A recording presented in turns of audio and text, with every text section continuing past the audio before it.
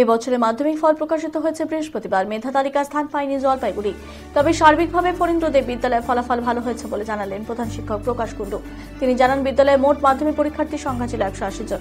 এর মধ্যে সকলেই পাশ করেছে। প্রথম বিভাগে উত্তীর্ণ হয়েছে প্রায় 50 জন ছাত্র। সর্বোচ্চ নম্বর পেয়েছে সোহম দাস, তার মোট প্রাপ্ত নম্বর 666। করোনা পরবর্তী সময়ে ছাত্রছাত্রীদের উপর পড়াশোনায় কিছুটা প্রভাব পড়েছে, এই কারণে সম্ভবত জলপাইগুড়ি মেধা তালিকা আসতে পারেনি। তবে আগামীতে এই সমস্যা দূর করে নিশ্চয়ই জেলা থেকে আরো ভালো ফলাফল হবে বলে জানিয়েছেন তিনি। রেজাল্ট এমনি তুলনামূলক খুব ভালো, কারণ আমাদের রেগুলার 180 জন পরীক্ষার্থী পরীক্ষা দিয়েছিল, যার মধ্যে 180 জনই পাস করেছে, অর্থাৎ সবাই পাস করেছে। হাইস্ট মার্কস পেয়েছে আমাদের সোহম দাস 666, 666। আর এমনি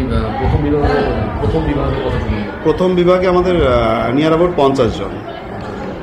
সার্বিকভাবে দেখা যাচ্ছে জলপাইগুড়ি যে শহরগুলো যে স্কুল রয়েছে সেক্ষেত্রে রেজাল্ট সেভাবে লক্ষ্য করা যাচ্ছে না। কী বলবেন? করোনা পরবর্তীকালে আমাদের শহর তথা রাজ্য তথা দেশের মধ্যে একটা বাচ্চাদের একটু পড়াশোনার প্রতি অমনোযোগিতা লক্ষ্য করা গেছে বিগত দিনগুলিতে।